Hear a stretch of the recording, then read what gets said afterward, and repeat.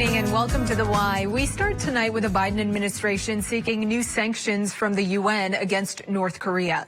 Sanctions earlier by the U.S. against a handful of North Korean officials came after North Korea claimed it had conducted yet another ballistic missile test. Sanctions on that regime go back to 2006, but whether they've had an impact is unclear. Tonight we look at the role sanctions play in foreign policy and why they're important. Alex Miller reports from the United Nations.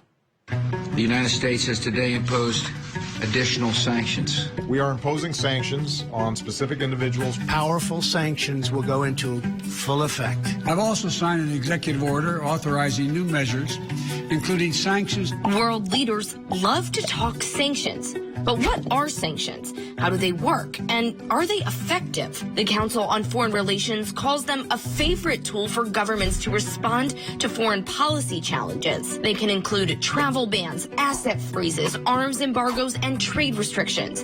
And they can target a country's government or specific individuals. In the case of Cuba, the U.S. has imposed sanctions against the island since the 1960s, including trade restrictions and limits on travel.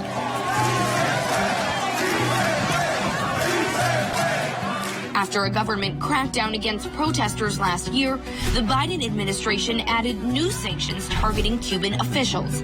But countries aren't the only ones that can hand out sanctions. Bodies like the European Union and the United Nations use them too. The UN has established 30 sanction regimes since 1966. The organization's Security Council, including the U.S., votes on sanction resolutions. There is no objection. It's still decided. Let's look at North Korea. The UN first passed sanctions against it in 2006, following the country's first nuclear test. The UN originally focused on North Korea's military, but it's since expanded to include general financial sanctions. While countries and bodies may be quick to impose sanctions, it's tough to say how effective they are. There's a feel-good element to sanctions, and in that sense, they nearly always work. But there's a do-good aspect, and that's what we studied. They do good in terms of changing the policies of the target government about 1/3 of the time. So, yes, that's not bad for diplomacy, but it's certainly not 100%. The United Nations acknowledges sanctions can't work on their own and work best when coupled with a larger conflict management strategy. But proponents of sanctions say they're better than alternative options. When we're dealing with the threat of nuclear proliferation and the support for terrorism, we don't have a choice between good and bad options. We have a choice between bad and worse options. And I think war is the worst option. Sanctions give us a peaceful alternative. Experts say sanctions can continue to work if used strategically, but if they're imposed carelessly, they'll lose their power. And Tatevik, you mentioned the potential UN sanctions against North Korea. Remember, though, that would have to be approved by the Security Council, which meets at UN headquarters right behind me. Now, both Russia and China are permanent members of the council, which means they get veto power. And both countries have recently asked to lift sanctions against North Korea. Tatevik? That was our Alex Miller reporting. Joining us now is Max Bergmann, a senior fellow at American Progress. He worked at the State Department and is a speechwriter for Secretary of State John Kerry. Thanks for coming on The Why, Max. Thanks so much for having me. So we see countries like the U.S. and governing bodies like the United Nations impose a lot of sanctions. Do we know how effective they really are? Well, I think it depends. And I think the presentation leading up was really good. But I think there's also the fact that there has to be costs on countries that take certain actions that go against international law, that violate the UN Charter. And so some of this is not simply sort of solving problems, but about making sure that there are costs to certain countries taking certain actions. And the reason why you want to have costs is because you don't want other countries to follow, to take similar action. So I think North Korea is one example. On the one hand, sanctions haven't resulted in North Korea getting rid of its nuclear weapons, but it does provide a deterrent to other countries who don't want to be like North Korea, i.e. impoverished. So North Korea has nuclear weapons, but it's impoverished. So have sanctions worked in that case? I think you could argue yes and no. They haven't gotten rid of North Korea's nuclear weapons, but other countries don't want to be like North Korea. And so when we have a situation like Russia potentially invading Ukraine, if there are no costs to a bigger country invading a smaller country, the danger is that other countries will sort of follow suit. We'll say, okay, we can take similar action and not have any punishments come against us. So opponents might argue that sanctions are a tool for rich and powerful countries to keep other countries in check. In your opinion, is there a truth to that argument? Yeah, there definitely is a bit of truth to that. And in this case, part of the reason why the United States constantly is reverting to sanctions is because the global financial system relies on the U.S. dollar and relies on access to U.S. banks and U.S. Financial markets. And that gives the United States tremendous power to freeze out individuals, companies, and countries. And it gives us a lot of leverage to kind of sometimes enforce international law, but also to enforce enforce U.S. foreign policy and create real costs on countries when they go against the wishes of the United States. And so that's not a tool that a lot of countries have. It's a tool of the powerful. And so it's important that the United States use sanctions wisely and not use them as indiscriminately as it sometimes has in the past. Well, let me ask you this. Realistically, then, could a poor country impose effective sanctions against a richer nation that it felt was doing something wrong? Well, indeed, Russia, for instance, after the U.S. and European Union invoked sanctions against it in 2014, responded with its own sanctions. Mm-hmm. But, no one really cared about that. It didn't have a tremendous impact on the global financial system because Russia's economy is not very large. And so if you say that U.S. businesses can't do business in Russia, well, that doesn't have a huge impact on them.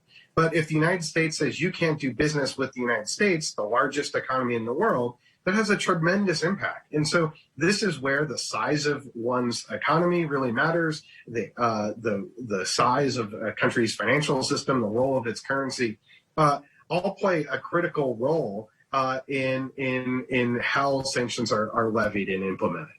Let's talk a little bit about the people who live in countries that are sanctioned. Sometimes it can cause unintentional hardship, right, for innocent people. How do you effectively target a country's leadership or government without hurting the people who are living there?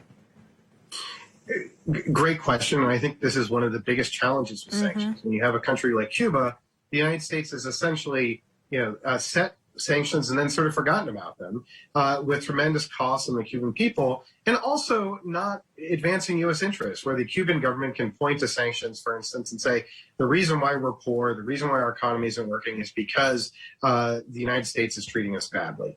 That said, I think it's really incumbent upon the United States to figure out and think about how it can use sanctions in a more effective manner. And so when we have a country like Russia, where the oligarch class, the rich and powerful in Russia have all planted their money, invested their money abroad in cities like London, Miami, and New York, they're very exposed. And so one of the things that you can do with sanctions is target the financial backers of a regime, whether that's in Russia, whether that's Venezuela, that have their money in the Western financial system. And that's highly exposed and something that I think the United States is going to really look at in the case of Russia.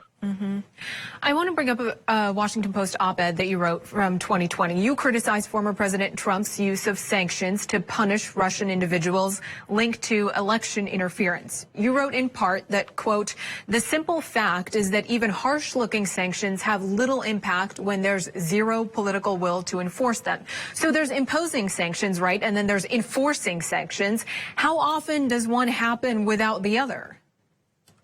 Right. So, this is part of, I think, the problem when it comes to the debate about sanctions, that Congress passed a really tough sanctions bill in 2017, which gave the Trump administration, the executive branch, the authority to implement sanctions. It didn't say it had to. And then the question is, then what is the Trump administration going to do? And the fact is it did very little to implement the law.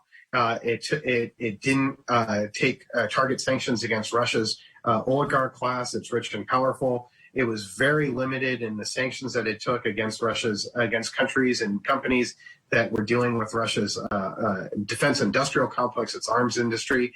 And so, there has to be a degree of discretion given to an administration, because sometimes when the U.S. does sanctions, it could boomerang back. Like if the United States did sanctions against the Russian energy industry, that could hurt Europeans who are dependent on Russian gas. So you have to be smart about how you go about this. But the administration has not been, the Trump administration nor the Biden administration, very interested in doing really tough and aggressive sanctions against Russia. It requires sort of a little bit of a whack-a-mole process where you implement sanctions, companies change their stripes, they change their owners, you then have to do another round of that.